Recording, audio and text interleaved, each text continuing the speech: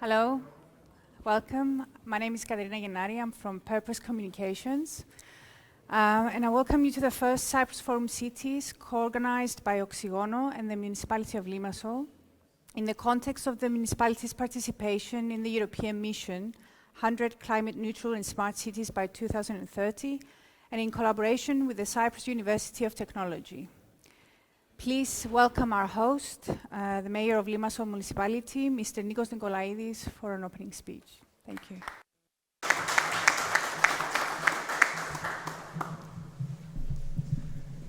Καλησπέρα σε όλους. Good evening, everybody. Είναι με μεγάλη χαρά που καλωσορίζω όλους τους φίλους σε αυτόν τον πρώτον event του City Forum που συνδιοργανώνουμε μαζί με το Οξυγόνο και το Τεχνολογικό Πανεπιστήμιο Κύπρου. Αν μου επιτρέψετε να πω δύο λόγια στα αγγλικά για τους φίλους μας από το εξωτερικό. It's a great pleasure to welcome you all to this first networking session of the first Cyprus Forum, which will deal with the cities. Especially, I would like to extend a warm welcome to Mr. Apostolos Tzitzikostas, the first Vice President of the region, Mr. Harald Sonderegger, Vice President of the regions, Mr. Chrysses Nicolaides, member of the European Committee for the Mission Program, Mr. Kleovoulou, Deputy Vice President of Strategic. I have it in Greek and I'm trying to translate from Greek into English. That's why I'm having a little bit of a difficulty. So I ask for your forgiveness if I violated your titles. We'll be having Mr. Patrick Child in a little while for a greeting through the internet. And of course, I would like to welcome our friend Bob Hadjilyra, our city advisor, our friends, mayors, the rector of the university, the chairman of the board of the university, councillors, collaborators, welcome to the Municipality of Limassol. I would like to extend my appreciation and my thanks to the co-organizers of this very important event, the NGO Oxygono and the Technical University of Cyprus, at the PAC, which is just across the street. All I wanted to say is that we are here to discuss major issues which have to do with the world, with the globe in general, but they also have to do with the cities. If there is something that characterizes our time, is that there are a number of global problems. Economic crisis, which is transforming into a social crisis, climate change. These problems require global action, but at the same time, the involvement of cities is very crucial because solving these problems require large social concessions. And the only way to achieve that is through local authorities. So never before, I think, local authorities, cities and regions have such an importance as today. And I think this importance is greatly acknowledged by the European Committee, by the European Union. And there are a number of programs which try to empower cities and regions to undertake this very important role in addressing global problems. One of these problems is, of course, or one of these programs is, of course, the Mission City, one of the largest, perhaps the largest, in terms of financing capabilities and extent, programs of the European Union, which has to do with climate neutrality. We have a saying in Greek, "Ο τρόσας και ιάσεται," he who creates the problem must solve the problem.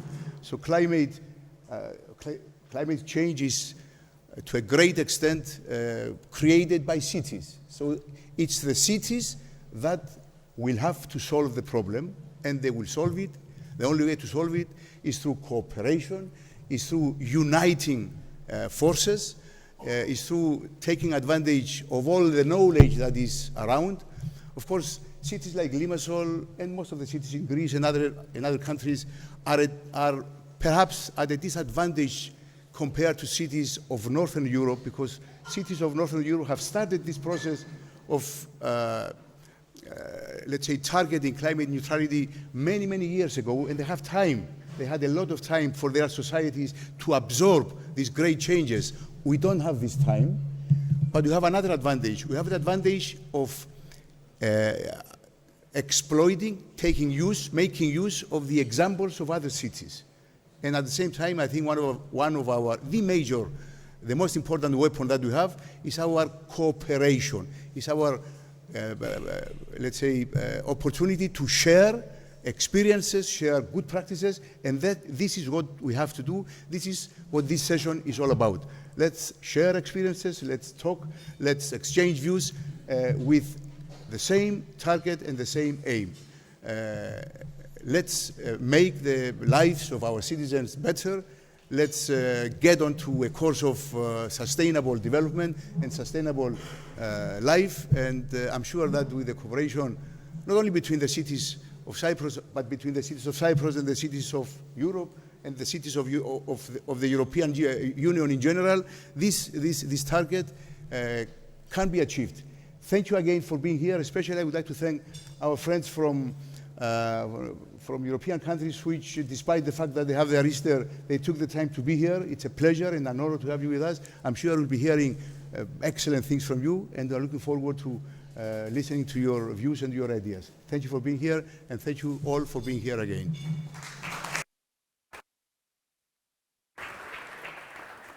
Thank you, Mayor Nicolaides. As he mentioned, we are discussing multidimensional issues that need cooperation between cities and communities. And with this, we will kickstart our meeting with a recorded message by Mr. Patrick Child, Cities Mission Manager and Deputy Director General for Environment. Thank you for inviting me to participate in the Forum of Cities of Cyprus. I'm sorry that I cannot be with you in person, but I'm delighted to be able to contribute to your work in this way. I am addressing you in my capacity as Mission Manager for the EU Mission for 100 Climate-Neutral and Smart Cities. We are living through unprecedented and challenging times. As we've seen from the latest report from the UN Climate Panel, global issues, including climate change and biodiversity loss, are threats to the very existence of humanity. And these are combined with acute threats to our energy supply and security caused by the Russian invasion in Ukraine. Cities are disproportionately impacted by these challenges. We must therefore do all we can to help them become climate neutral and sustainable within the shortest possible time. And this is so we can reach the target set by the European Green Deal to become the first climate neutral continent by 2050. Today, cities account for more than 70% of global CO2 emissions and consume over 65% of the world's energy. The Climate Neutral and Smart Cities mission aims to deliver 100 climate neutral and smart cities by 2030. And we want to empower these cities to act as role models for all European cities to become climate neutral by 2050. So last year, we selected 100 cities from the European Union and 12 additional cities from associated countries to take part in this mission, out of 377 cities that expressed their interest. All these cities are now working intensively with cities advisors and the mission platform Net Zero Cities to draft climate city contracts. These contracts will contain their overall vision for climate neutrality, an action plan, and for the first time, a dedicated investment strategy. And we're hoping to see the first climate city contracts ready in the middle of this month. In addressing you today, I want to highlight 3 points in particular. Firstly, the way the city's mission is creating synergies between all actors and stakeholders at national, regional, and European level. The mission is helping us to understand interdependencies between all actors and stakeholders and to identify the barriers to progress towards climate neutrality. Through the Net Zero Cities platform, we are providing city administrations EU-wide skills and expertise and help to connect with each other to share best practice. Synergies are generated through a cross-sectoral and holistic approach and building on what already exists. So, for example, we are keen to see cities exploiting what they've already achieved with climate plans and monitoring methodology under the Covenant of Mayors and their sustainable urban mobility plans. I'm particularly impressed by the level of ambition in Limassol, and I want to congratulate you as being the only Cypriot city to be selected for the mission. Limassol is an excellent example of activating local stakeholders and connecting to wider national networks. We hope that Limassol will be able to inspire other cities in Cyprus to accelerate their efforts on climate transition too. I'm also very pleased that Limassol has joined the Greek National Mission Network and signed the Greek Memorandum of Cooperation in September 2022. And I hope that you will be able to join the meeting that I will have in Athens with the Greek network on the 25th of April. I take this opportunity to praise the great work and commitment of our mission board member, Chrysses Nicolaides, in particular for his outreach to actors in Cyprus and Greece. And I'd like to thank Bob de Hessler, who is your city advisor from the Net Zero Cities platform. Cities need to have closer engagement with their national governments and stronger support from the political level. This is vital for the success of the mission. And this is the aim of the Capacities Network of National Mission Hubs. We have very high hopes for the support of the Cypriot National Network and the new government to ensure active engagement of all relevant ministries. This will be important to enhance the work of the city's mission and to help spread the mission approach to other cities in the quest for climate neutrality. My second message is the importance of having ambitious climate city contracts. We certainly do not underestimate the challenge of achieving climate neutrality by 2030. That's why it's so important that all relevant actors participate in the preparation of climate city contracts from the very start. These contracts are at the core of what we want to achieve together in the mission. And once cities have agreed their contracts, we will have a review process within the Commission.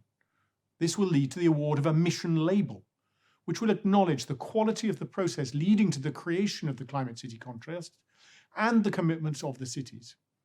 We hope that the mission label will facilitate access to additional sources of funding for the implementation of your action plan.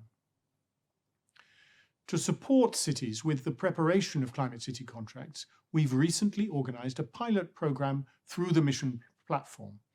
And I'm really happy to see that 53 cities from across 21 European Union and Horizon Europe associated countries will now receive financial support for this important action.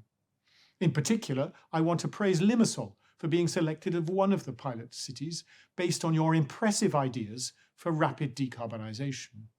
In particular, I welcome your 2-year programme to reduce building energy consumption, for cooling, focusing on solar energy production, and natural carbon sinks in small open areas such as parking spaces, rooftops, and pedestrian streets.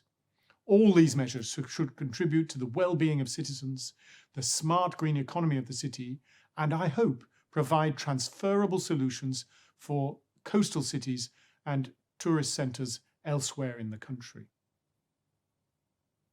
My third message is on the need to explore all possible funding sources, including private finance.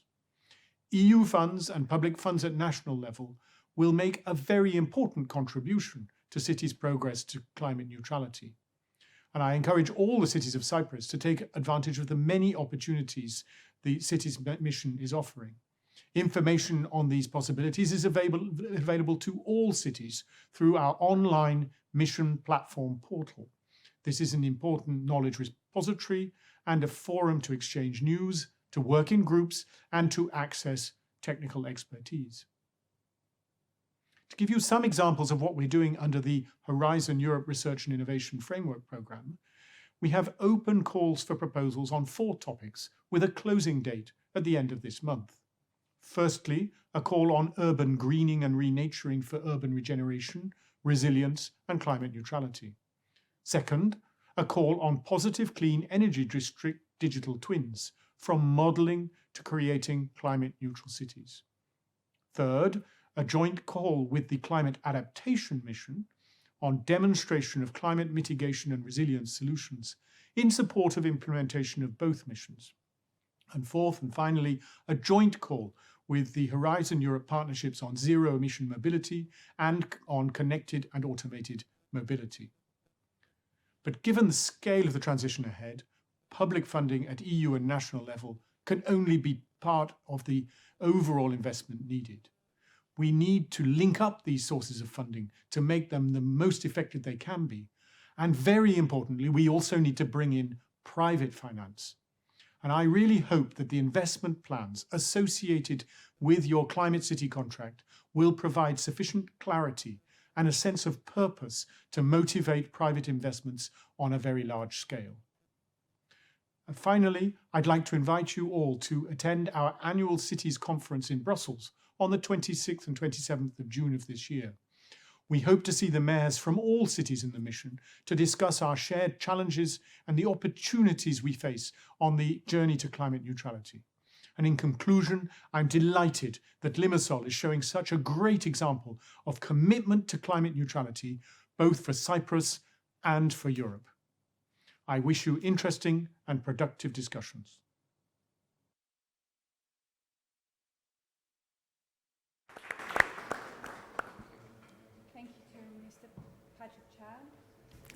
Quite important messages again about the importance of understanding interdependencies and some high expectations about Limassol and Cyprus as a model within this process.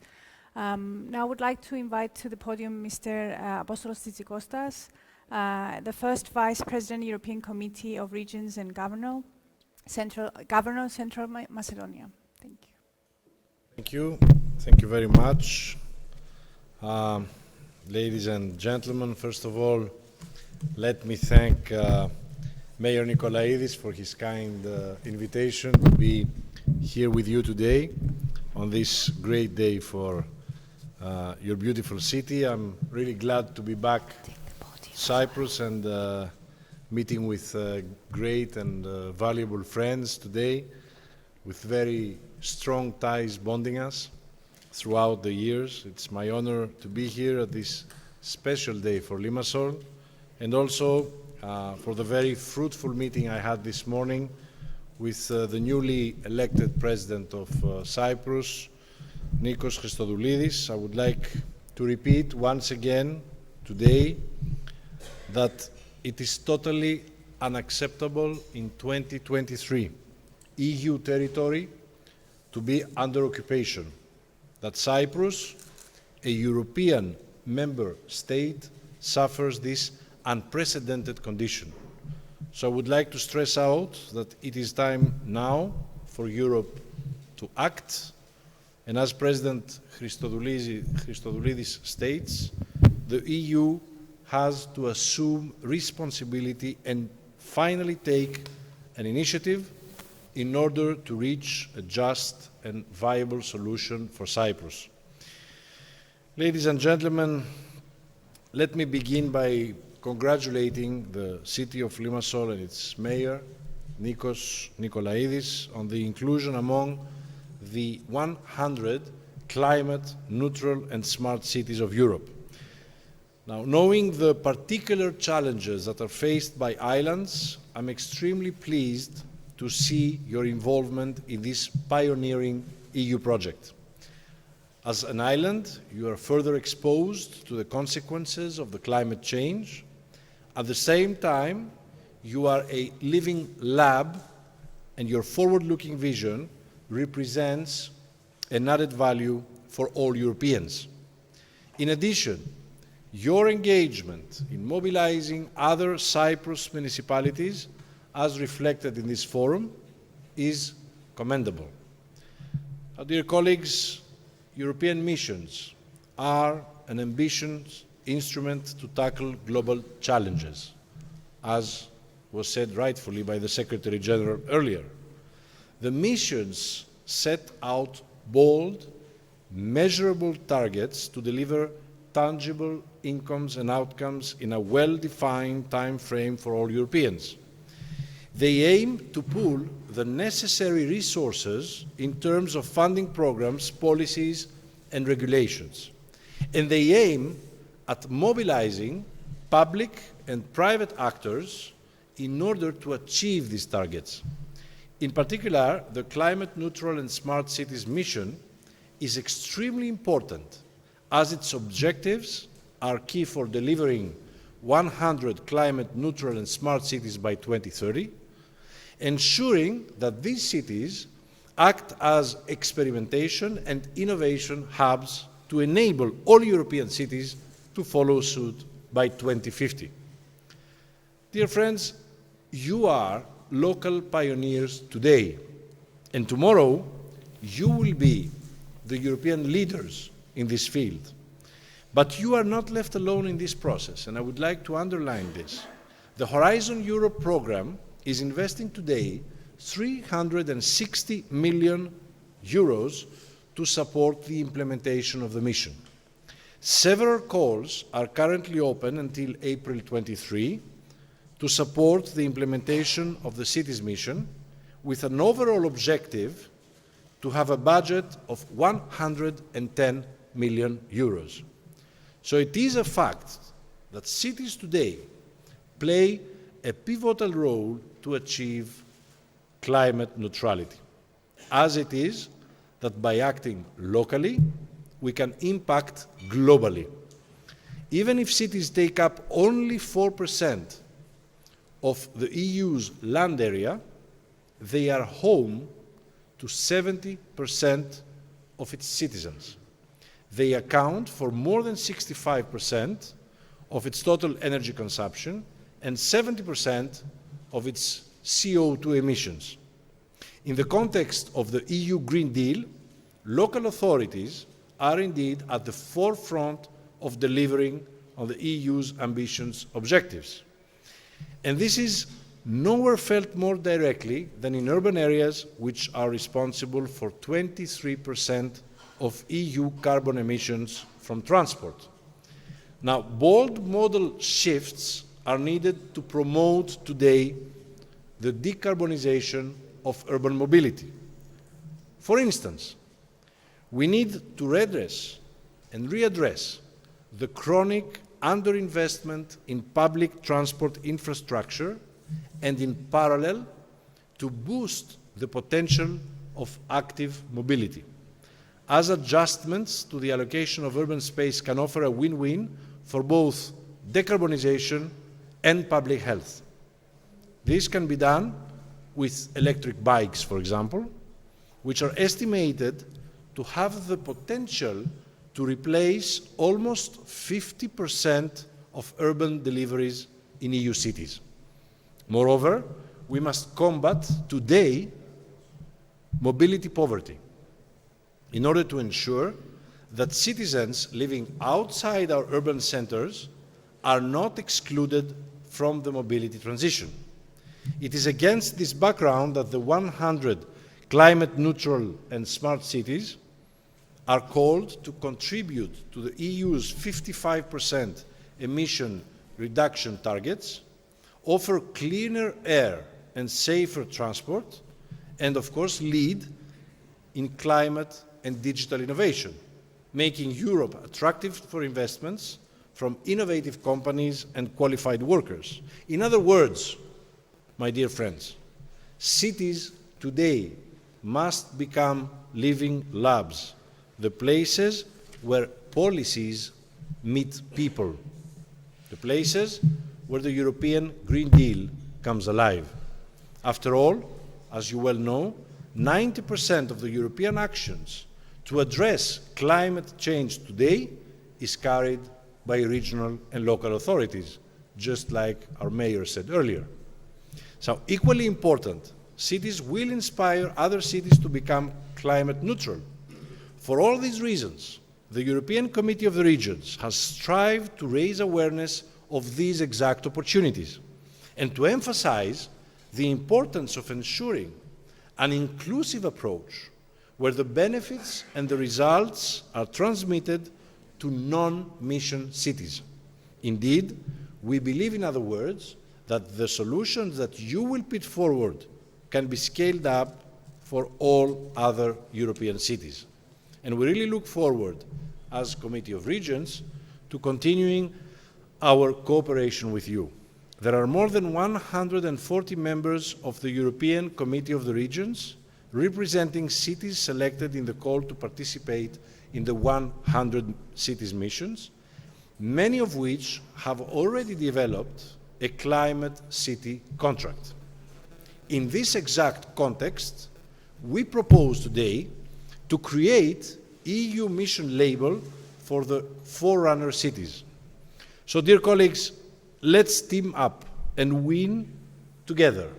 Let's team up and twin in order to strengthen the impact of our actions on the one hand and promote the co-creation of solutions on the other, which are locally tested and ready to be exposed. This, of course, requires new partnerships based on local and regional interests and benefit in smart specialization strategies. New partnerships need to be created also between the different EU missions and the selected cities, including the preparation of climate city contracts, which promote place-based solutions from the bottom up and directly involve citizens, as the Conference on the Future of Europe has also suggested us. I come from the region of Central Macedonia in Greece, and our capital city, Thessaloniki, which, like Limassol, is a city member of the 100 climate neutral and smart cities, and I really look forward to cooperate and exchange our respective practices. In this context, allow me also to suggest to make full use of the experiences of the European Committee of the Regions and the joint piloting exercise called Partnerships for Regional Innovation, which will lead soon to the setting of 100 deep tech valleys. As you know it very well, innovation is key to implement locally the green transition. Dear colleagues, last week I had the honor to open in Brussels the Covenant of Mayors, meeting to debate the impact of the current energy crisis. So let me be clear. The political emergency we currently live through cannot stop by any means our struggle towards carbon neutrality. This needs to be a very clear message to everyone. The Covenant of Mayors has created a powerful political movement throughout Europe and has inspired today many beyond our borders. It has engaged over 11,000 municipalities to translate the EU's climate and energy targets onto the local level. They all have set really ambitious climate goals to accelerate the energy and climate transition on their territories, often faster than their respective national levels. So I am glad to notice that 26 municipalities of Cyprus today are part of this covenant. And I believe that this experience can serve as an instrument to integrate local actions into the national energy and climate plans. For these reasons, we have created a network of national ambassadors for the covenant in order to assure coherence between the different levels of government. Stavros Stavrianidis, member of the European Committee of Regions and a member of Strovoulos Municipality, currently acts as the national ambassador for Cyprus, and I warmly thank him for his great work. Dear friends, let me conclude by saying that we remain at your service as we are your voice in Brussels all throughout this process. We look forward to further cooperate in this common struggle guided by your forward-looking ideas, your courage, and your resilience, which indeed inspires all Europeans. Thank you very much for your invitation, and once again, congratulations to the city of Limassol and its mayor, Chrysses Nicolaides. Thank you very much.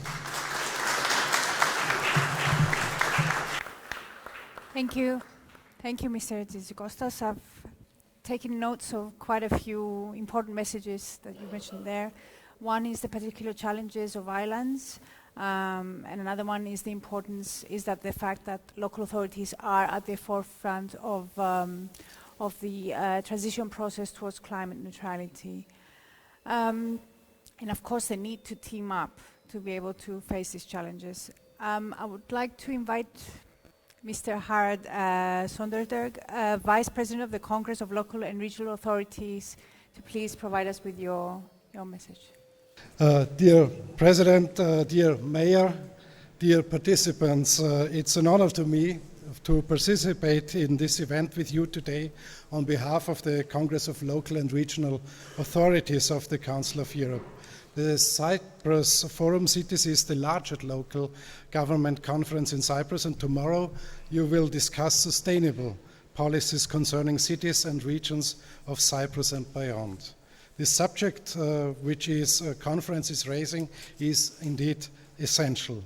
It is essential not only because our societies have been facing crucial challenges over the past years, including the COVID-19 pandemic, the war against the Ukraine, economic downturn, and democratic backslide. It is essential also because of global warming and environmental degradation, with their devastating consequences, are affecting the life of our communities in a recurrent and accelerated manner.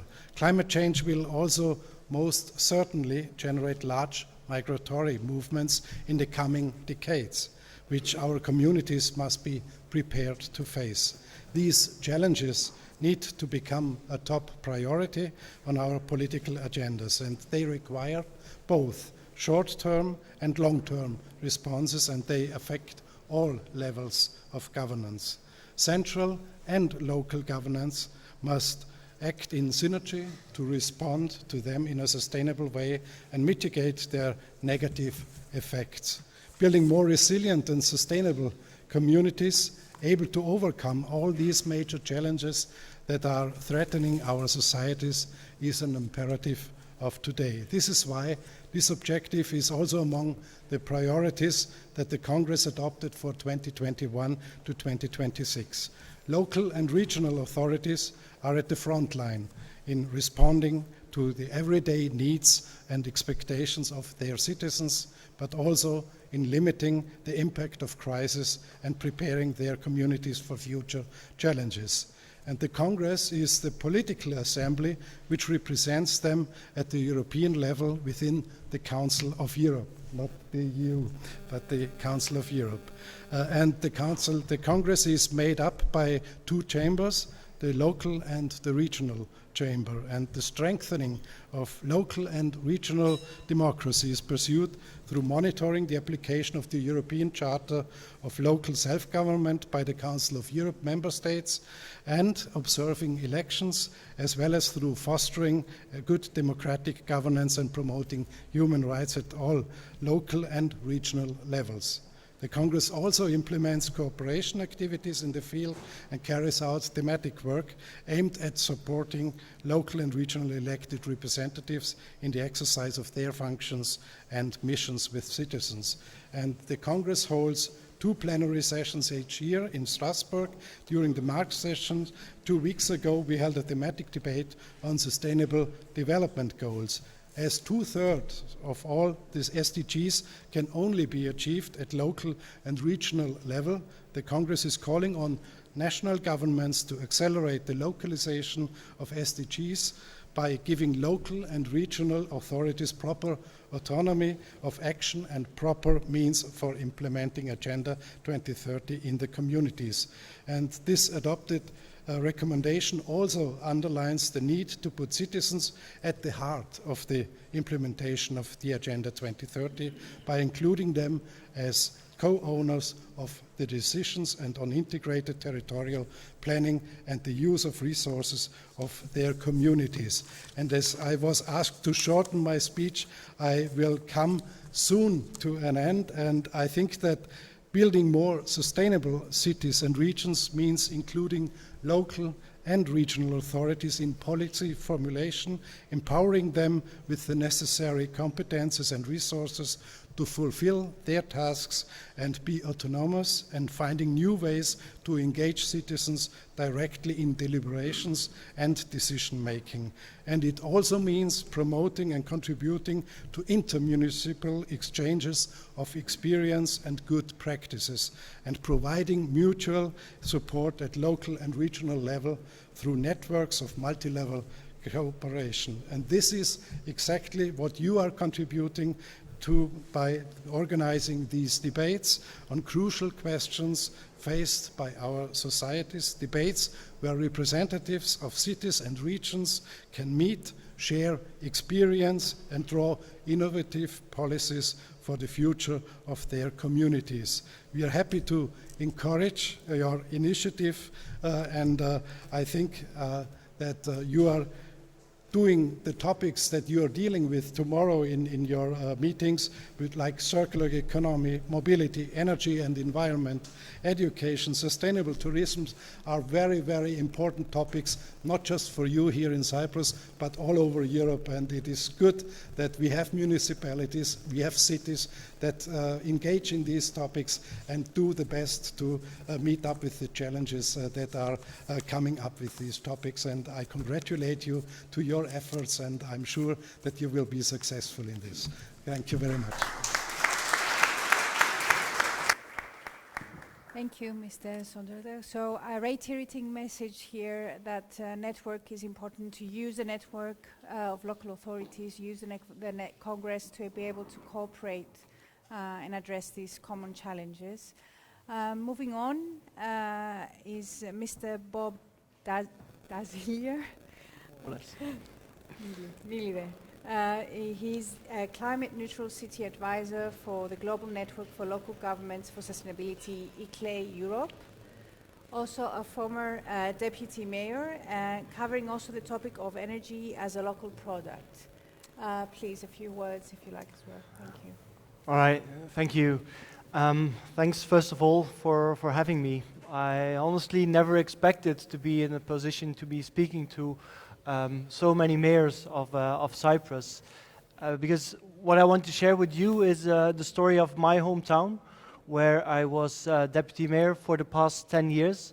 And there's nothing notable about the city. It's a small city of only 20,000 inhabitants.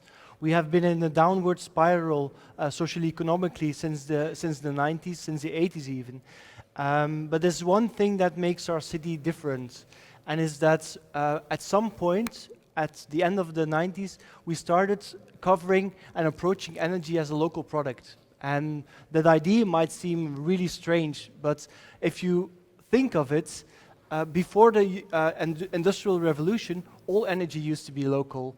And so what did we do is that when at some point there were some contract developers coming to us with the question whether or not they could build wind turbines in our backyard.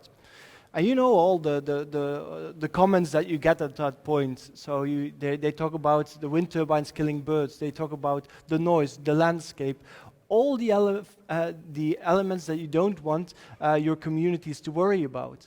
But we approached it a different way. Like I said, as a local product. So at the moment that the applications came in, we don't know. We said, hold up. So we set all the applications in the waiting room, and we went into a conversation with our people, with our neighbors. And we did not ask them if they were in favor or against wind turbines. We asked them what it would take for them not to pursue legal means into blocking these applications. And they came up actually with a very interesting idea of setting up what we have called, after a while, the democratic support model for wind energy. And it came out that the citizens want to participate in these wind turbines. 25% for the citizens, 25% for the community, for the city, I mean, and then the rest of the 50% was laid for the big project developers. And what happened? The applications came in, not a single complaint. Not a single complaint. All 22 wind turbines were built without any legal opposition. And that made that in 2020 already, our city is producing 130% of its own electricity need for itself. And that might seem just like a very interesting number, but it's not just a number. Because if you look at it last year, what fossil fuels cost to our local community, what it costed to your local community, it is incredible, the amount. It's staggering. Last year, in my small city of 20,000 inhabitants, we paid, before last year, even before the war, we paid 40 million euro for the import of fossil fuels. That is 40 million euro that is flowing out of our community. And so because of us approaching this energy transition in a different way, we are keeping this capital local.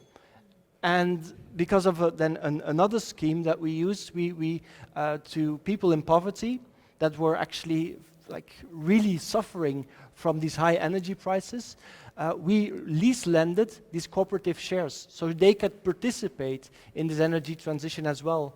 And you know what?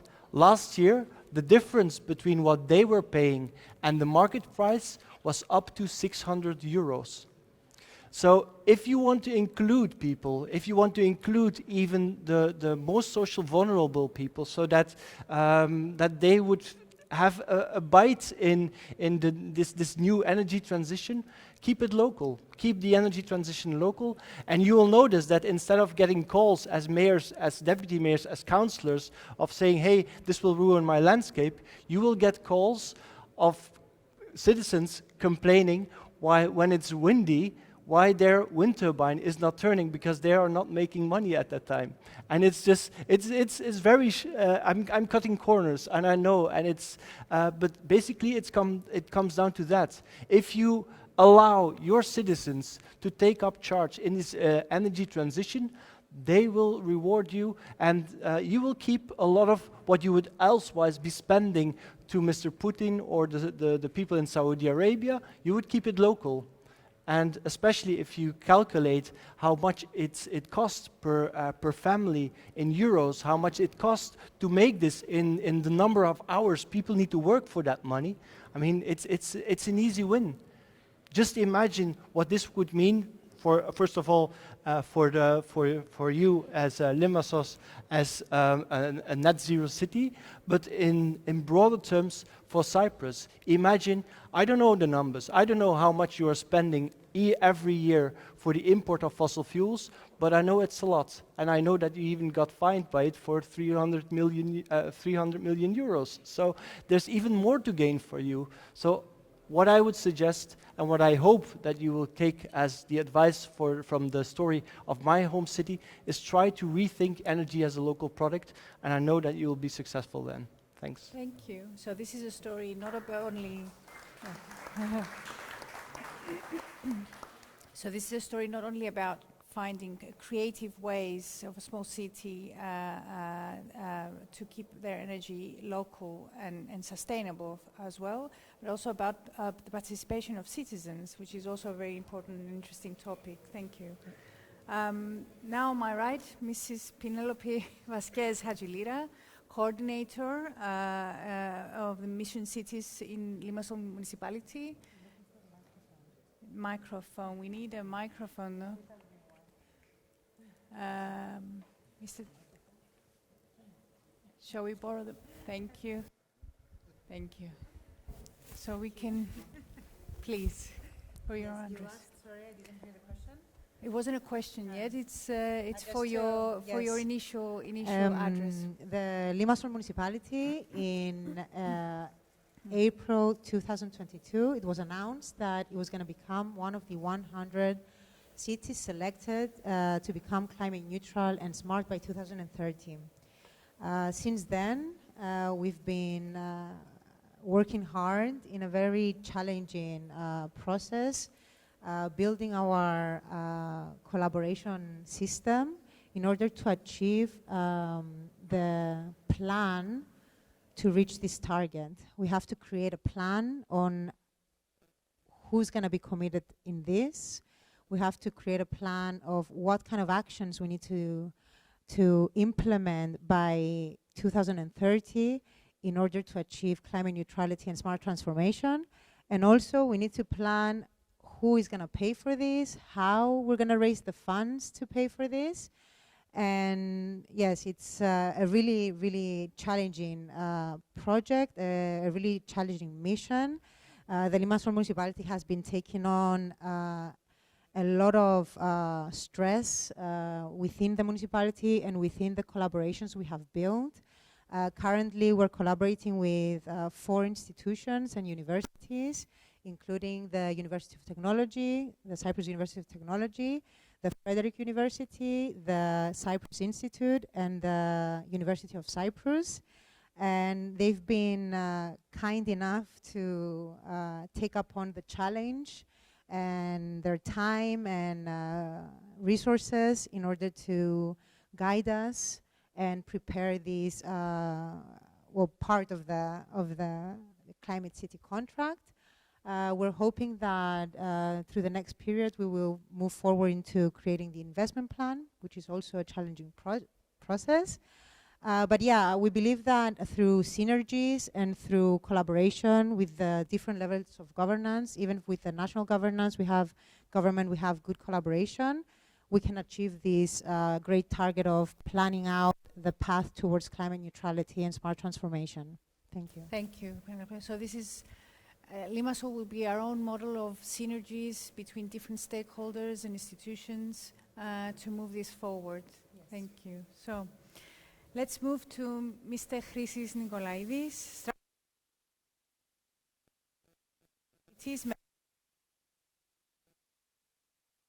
Please, for your... Thank you. It is with great pleasure that I participate today in this important event that brings together local authorities, government representatives, and interested parties, providing the opportunity of expanding the circle of ambassadors for the city's mission. My intervention today as a member of the Mission Board of the European Commission and the group of experts that designed and developed the mission entitled 100 Climate Neutral and Smart Cities by and for the citizens will focus in providing a brief reference to the design and implementation of the city's mission and the ongoing support from the European Commission, and in the need for the establishment of the national network of mission cities, the involvement and support from the government, and the encouragement of cities in Cyprus to join the mission, appreciating the benefits for cities, the citizens, and the country as a whole. The city's mission of the European Commission is an innovation, a new way, and a unique approach to the goal for climate neutrality, and brings together all key stakeholders in the city, as well as the respective national governments and the European Commission, to work towards a common target. The Climate City contract, which consists of the action plan and the investment plan, ensures that local authorities, the private sector, academia, and citizens commit to work together towards the same ambitious goal through a common strategy with a strong focus on cities where most European citizens live, work, and travel. Despite the fact that the primary ambition and main goal of the mission relates to climate neutrality, the city's mission is looking also to significant co-benefits for the city and citizens. Multi-level governance, cross-sectoral approach, and a participatory process are key to overcome the obstacles and achieve a systemic transformation of the cities and success of the mission objective. It is important to appreciate the benefits of cooperation between municipal authorities, the national government, and the European Commission. At the same time, cooperation between cities and other interested parties. Cities do not compete, but cooperate with each other and together with all parties involved, universities, research centers, business, and citizens. The city's mission promotes the creation of a national network of mission cities in each member state and attracts cities that will commit to climate neutrality beyond the 100 mission cities. This provides a significant benefit for the country, the cities and citizens, and will come in parallel with the continuous and organized efforts of all interested parties in the coming years, always in cooperation with the city's mission of the European Commission.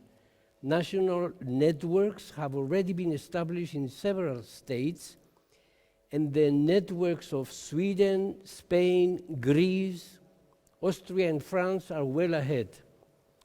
It is noted that in addition to the 6 Greek mission cities that participate in the Greek network of cities, Athens, Thessaloniki, Vanina, Kozani, Kalamata and Trikala, Limassol, the only mission city in Cyprus, also joined the Greek network, which is now leading the way with a total of 85 Greek cities that have recently joined.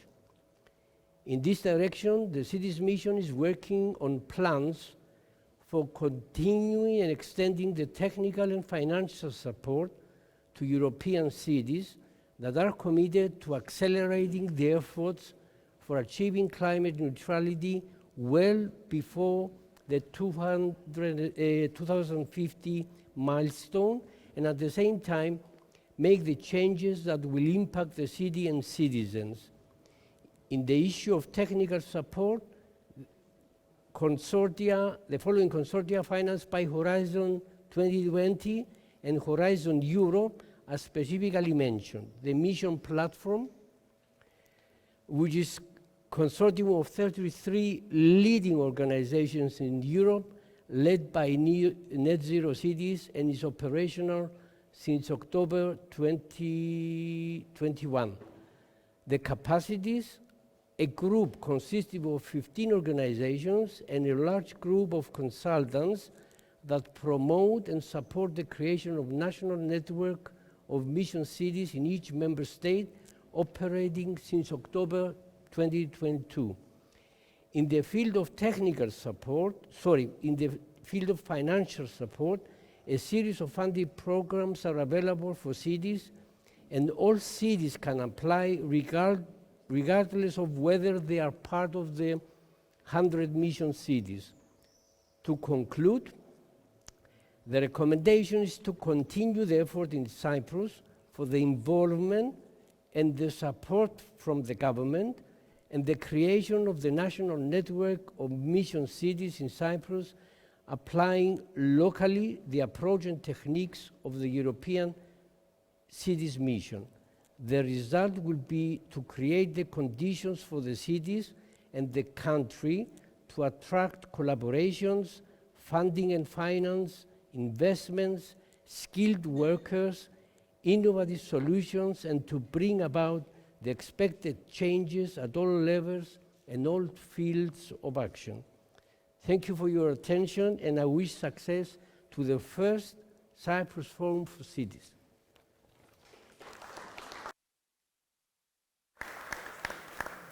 Thank you.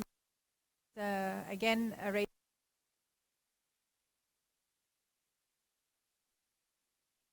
utilize important resources such as Horizon Europe and Horizon 2020. academic,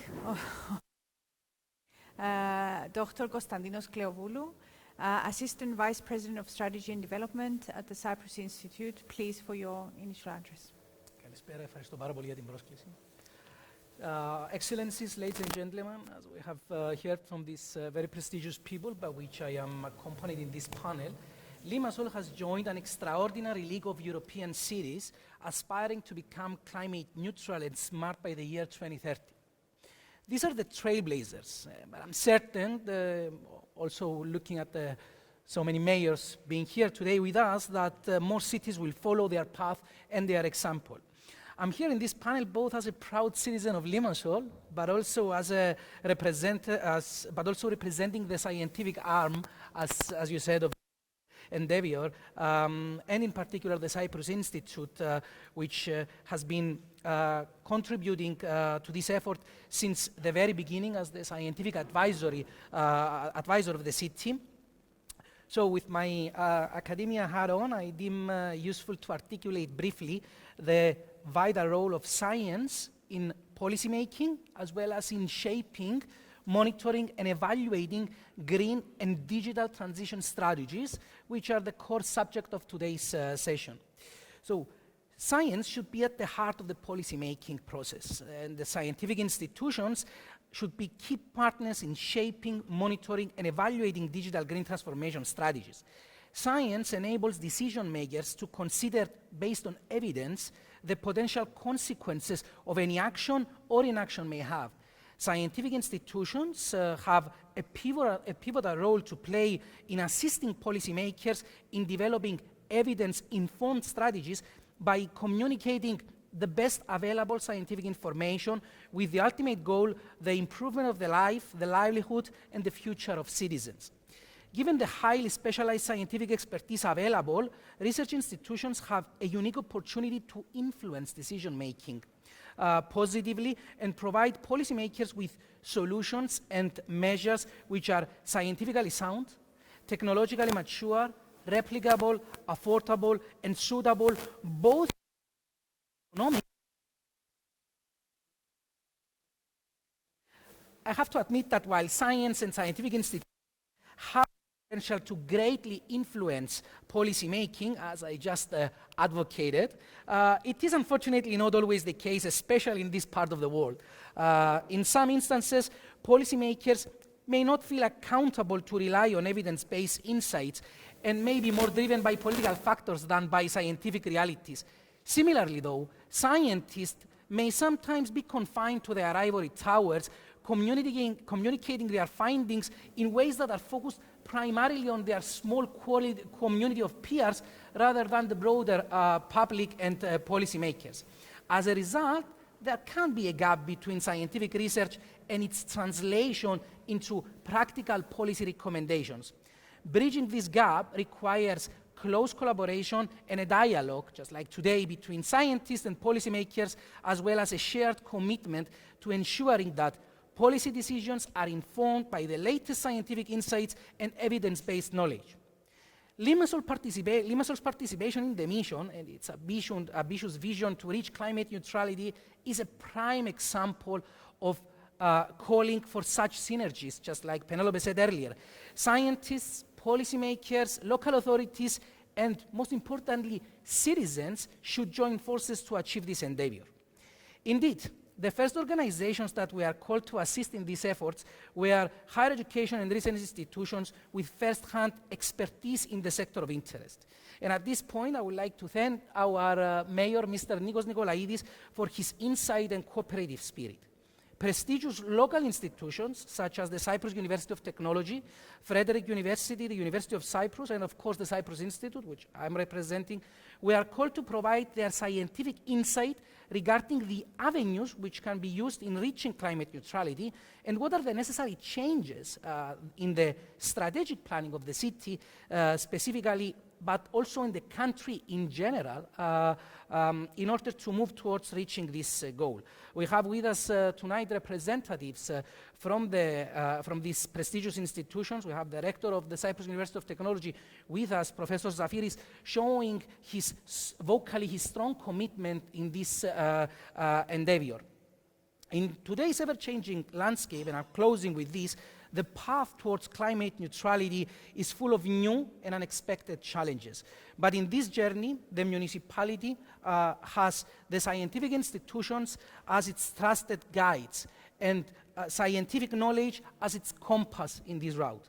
I'm thus confident, and I look forward to such a meeting in 2030 to reminisce about Limassol's successful and adventure, and to set new and even more ambitious goals for the new challenges of our city, our country, our planet. Thank you so much for your time.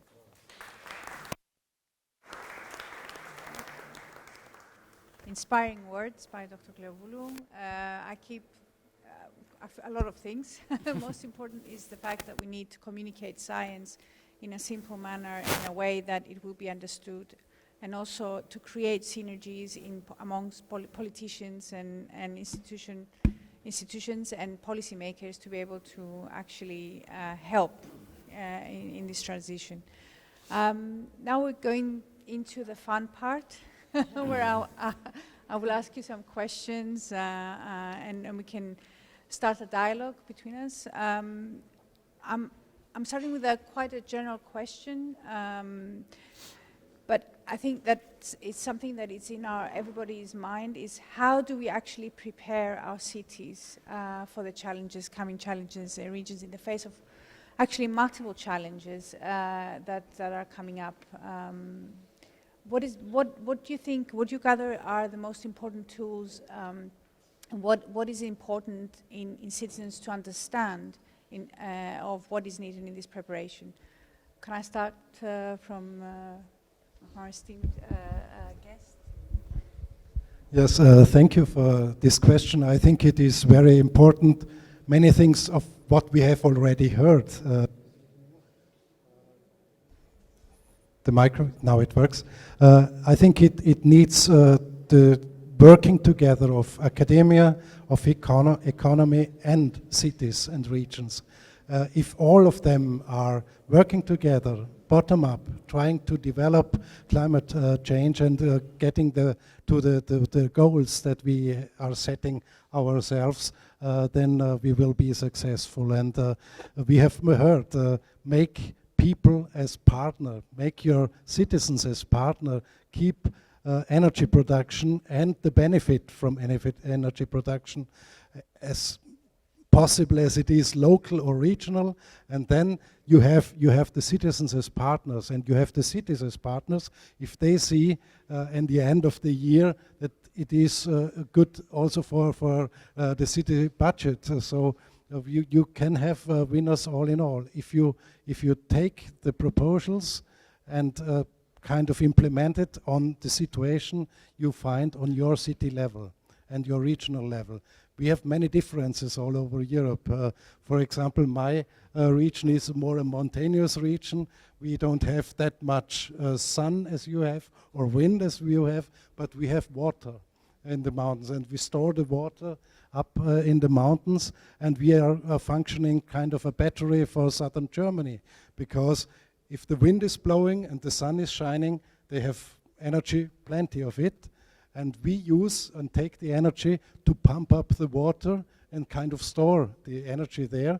And if the wind doesn't blow and if the sun doesn't shine, in the minute we can change our pumps to generators, and we produce electricity for them and send them the electricity that they need just in this minute or in these hours.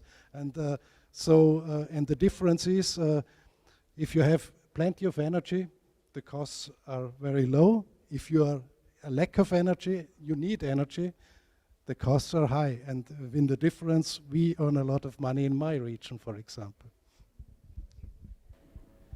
Mr. Tzitzikostas, I would like to stress out the importance of citizens' involvement. Without citizens' involvement, we cannot achieve anything. Without having our citizens on board. If you think about it, the mission exists. The strategies are here. The European funding and programs are in place.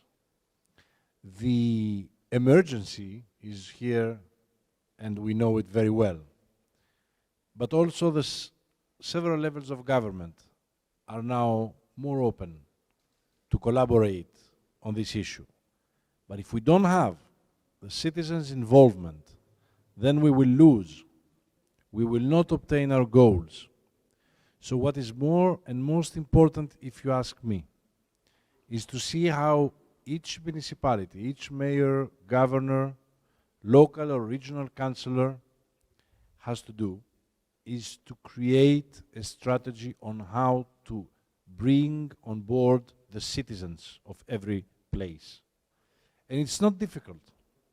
Especially the younger ages, the new generation, is much more open to this discussion.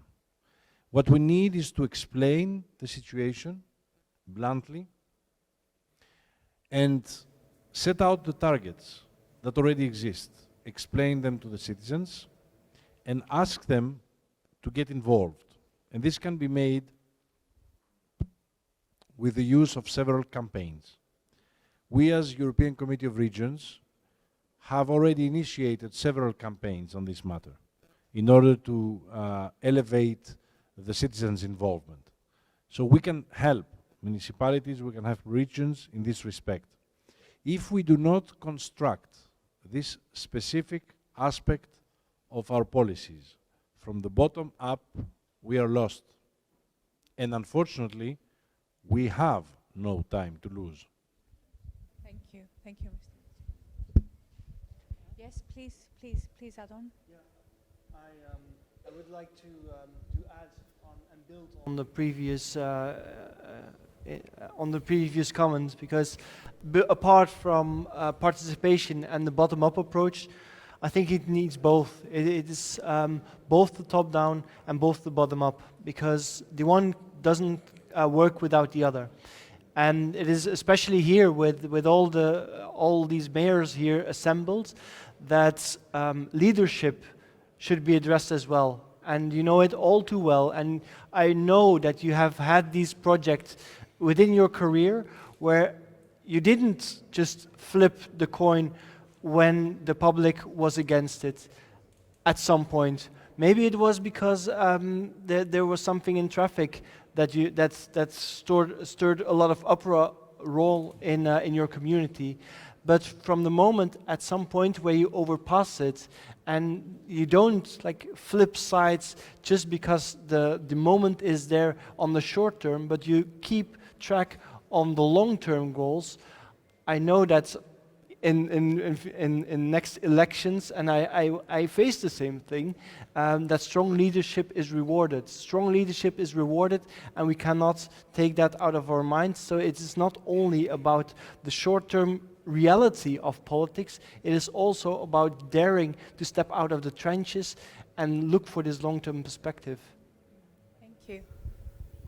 Allow me to take it locally now and address the same questions to our friends here from EU missions in Cyprus. So what is the plan? How do we plan to engage citizens and different stakeholders in this endeavor?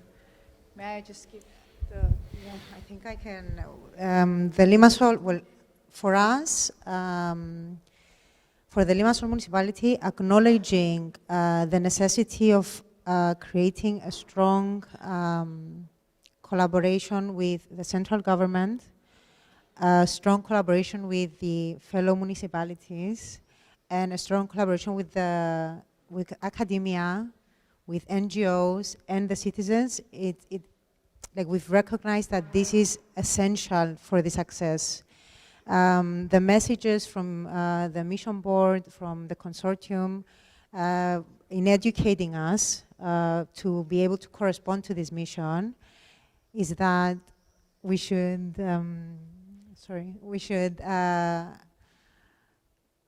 approach our different stakeholders accordingly and help them understand that it's required for all of them to commit and invest their time and their efforts towards the same goal. So far, the Limassol municipality has tried to create opportunities for the different stakeholders to exchange, In some cases, we fail. In some cases, we succeed. We know that this type of mission is something new.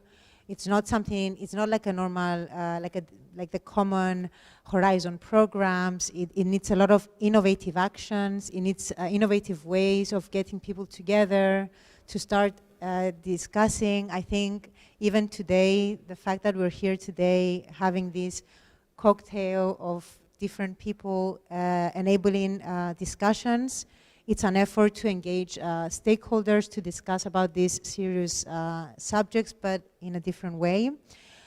So yes, we've been trying to create these opportunities, and we have found that citizens are disencouraged, they're not happy, they feel powerless, and by enabling discussions with them, we give them some power, we receive their opinions, we are learning what they're willing to do to achieve the targets, the set target of this mission at least. There's more missions and there will be even more, but for this one, we know what they're not willing to do, what they're not willing to sacrifice. We know what they want to, that we're also learning they actually want more than what we think they want. So they are demanding more from us. So yes, I agree that yes, it is a top to bottom process. It is a bottom up process. It is about finding the golden section. And it is about creating opportunities for communication in order for decision making to be set. Yes. Thank you. Don't know if Mr. Nicolaides, please. I agree basically with all that has been said with regards to citizens' engagement. Is in the title of the mission, by and for the citizens. But I want to stress that when we did a lot of investigation in all European countries as mission board, the first obstacle and the first concern was financing, obviously. And this was the elephant in the room at the beginning. But as we move on, everybody realizes that it's not financing the main obstacle, but instead is governance, multi-level governance. And also in relation to the change of managing and coordinating this kind of approach for the mission, yeah, requires also a change of attitude in many areas. Yeah, I can talk about hours about this, but let's stick to these 2-3 important tools: citizen engagement, governance, and then financing, which comes at a later stage as we are now. Okay? Thank you. One last question from me, and then we can open the floor to the audience for questions. We talked about energy before, and I want to ask our two specialists here on energy, what would you say is the biggest argument in favor of energy communities and rethinking energy as a local product? I know that you already mentioned a few things, so we can repeat them. Bob gave a shining example of an energy community. Just bear with me, I'm going to be brief. Just to explain what an energy community is a decentralized community. For example, Limassol, at least for the time being, is not decentralized. Is not an energy community. It depends on resources from the central resources.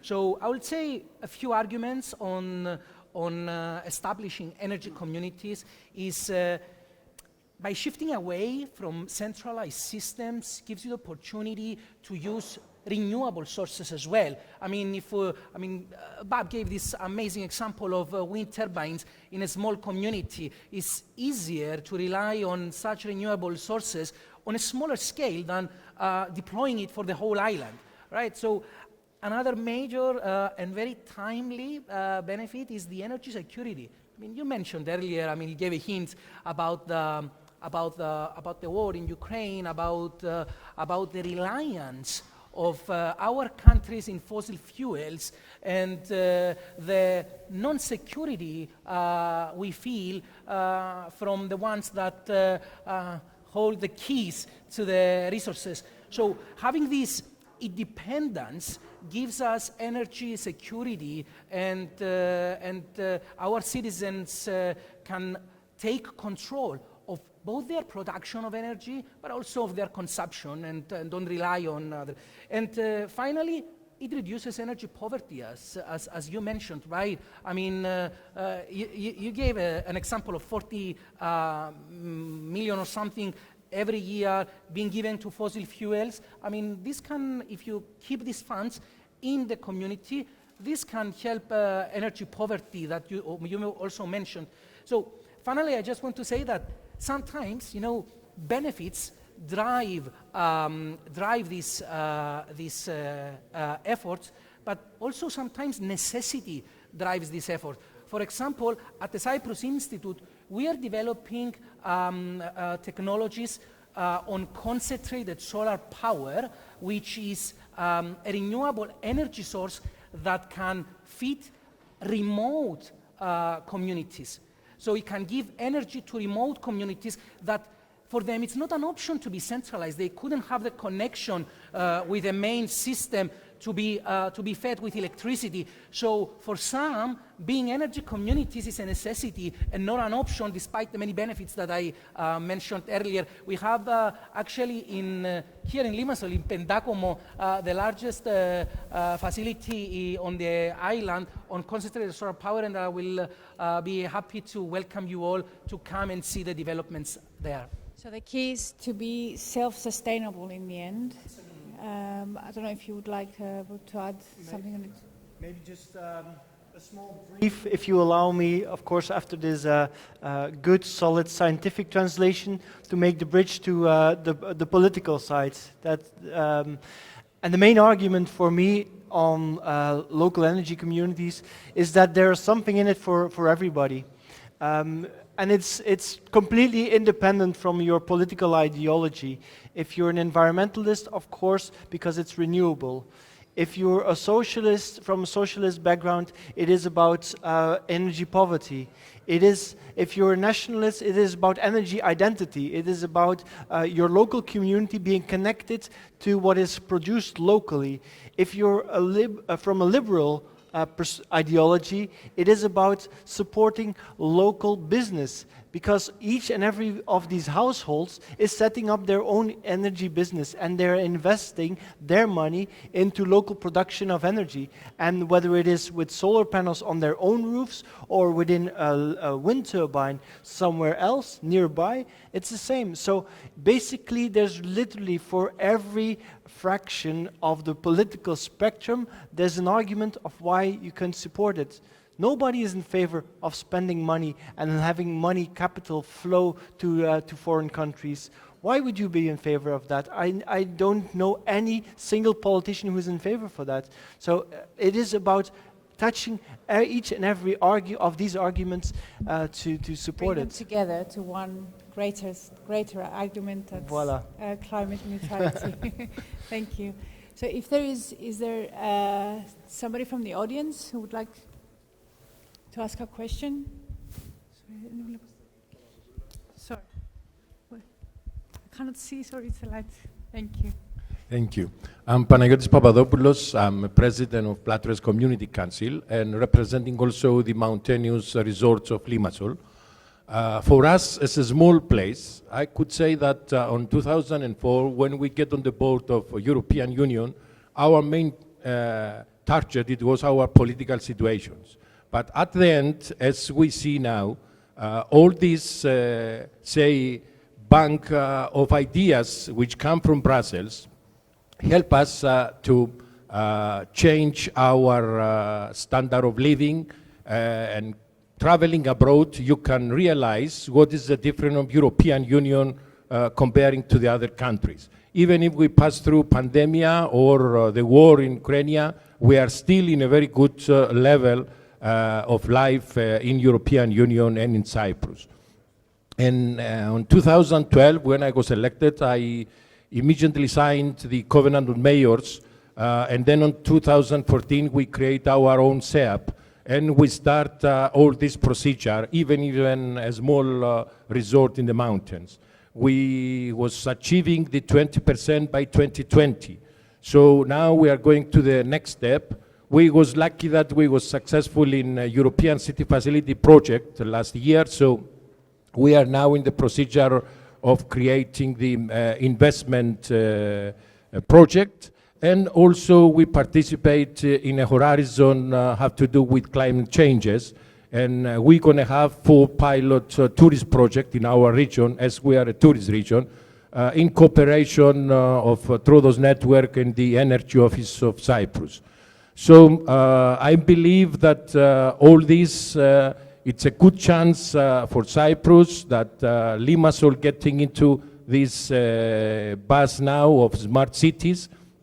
So a lot we're going to hear tomorrow, and a lot we hear already today, which they can help us to help our communities in order to improve our standard of living. And I would like to thank the panelists that came from Brussels in order to give us their ideas and help us how we can, using European funds and local funds, in order to achieve such these goals. Thank you.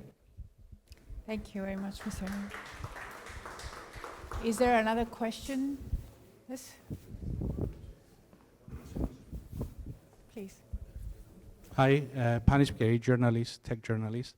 I don't know, I wasn't here from the beginning, but do you have any AI stories combining how AI will help? Because we're moving to a world that actually machine learning is solving problems. Chat, GPT, if you know that.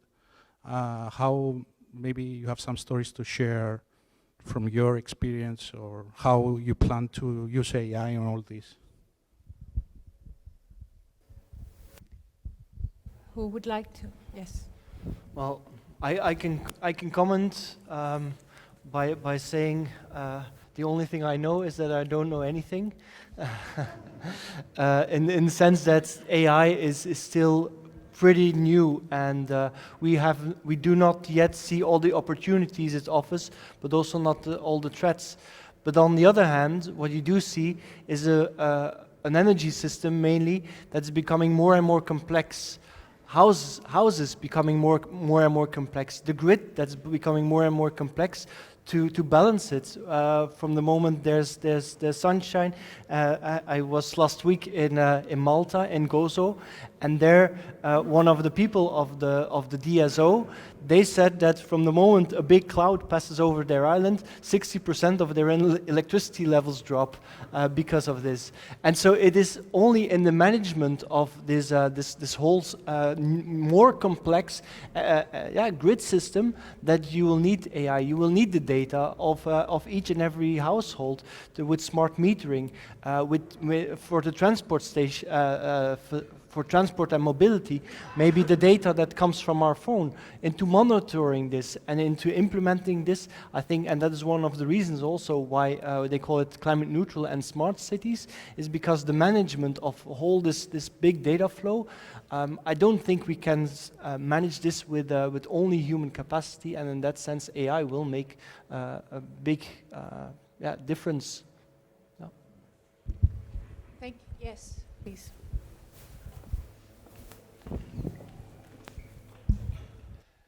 I am Petros Kareglas. I am the president of the committee of the occupied municipalities of Cyprus. Of course, our hands are tied because we cannot deal with these issues directly where our heart is, in our cities and communities. Nevertheless, our citizens live in the free areas. Some of them are mayors, others are in the municipal councils. And we are very much interested in those issues, participating as members also of the Union of Cyprus Municipalities for seeing progress regarding climate change and so on. I am personally, I'm also one of the founding trustees of the Cyprus Institute. I was there at the occasion when this agreement was signed, and we very much wish our friend Chrysses Nicolaides and the Municipal Council to succeed with this effort to turn Limassol to a prototype in this area. So all the best, and we are really watching you, supporting you, and we wish you good luck. Thank you very much. Thank you.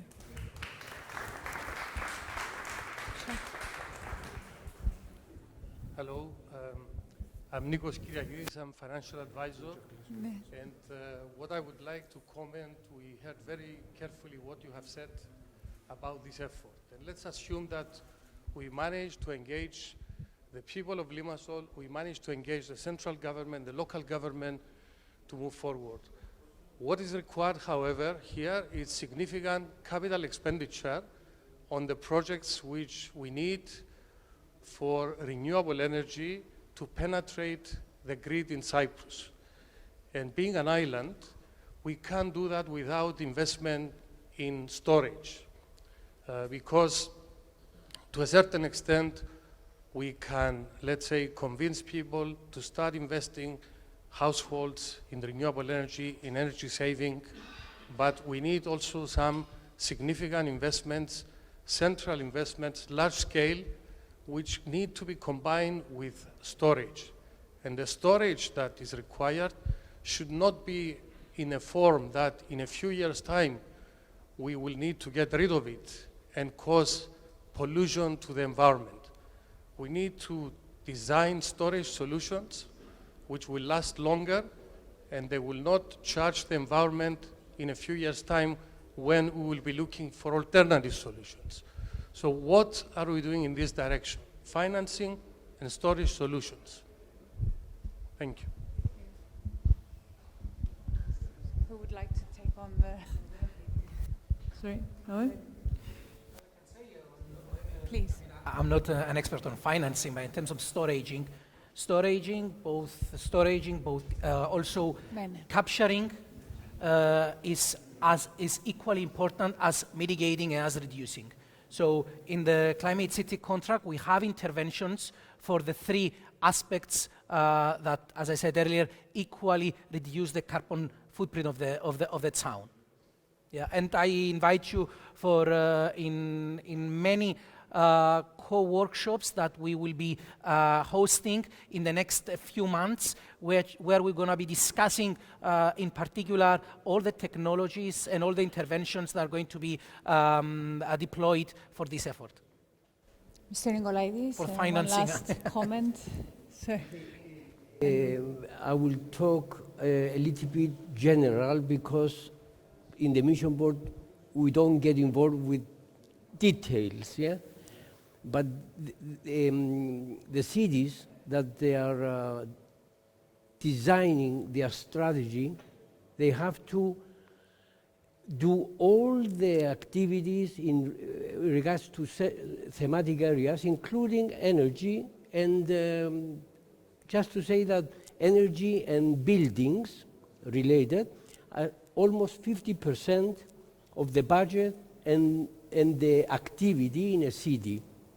Now, when they design, energy relates to production, renewable energies, transferring, storing energy, and also now, after the events in Ukraine, is also saving, encouraging citizens to save energy. Yeah? When each city designs their own strategy, then there is the time to create their financial plan. And especially for large investments like in energy, they have to use a number of models. Already there is in the market, let's say, the marketplace is another EU arrangement, yeah? There is a lot of business models for financing, especially buildings, or in that sense, renewing your cars and get, instead of using the fuels, to use electric vehicles. For all this, there is a good business models, but at the same time, we're working towards other models that will be used by cities in the coming months or years, yeah? So, I hope I kind of made few things clear, yeah? I think it is. We'll take one last question, if I may, and then we will wrap it up. Thank you. Thank you. My name is Captain Adami from the Cyprus Foundation of the Sea. We welcome the suggestion that the Limassol citizens shall cooperate and participate and be heard. This is happening already, and due to the Blue Limassol Forum, I believe we are here. What my cluster association can contribute to the forum cities is the ocean. The ocean is a big absorber of CO2. And I believe if we smartly integrate the ocean to all the mobility and other transformations which you have touched upon, Limassol should not become carbon neutral. Limassol should become carbon minus. Thank you. Another dimension that will be touched upon tomorrow at the proceedings, at the all-day proceedings at the Cyprus Forum Cities. It's safe to say that this is only the beginning, and taking the interest from the interest that I've seen here in the audience, I think this will be a very exciting time for Limassol and Cyprus. This was only a portion, I think, of the discussions that will be held tomorrow at the all-day proceedings. I would like to thank all the speakers and the audience, of course, for their participation, and our host, Mayor of Limassol. Have a good night.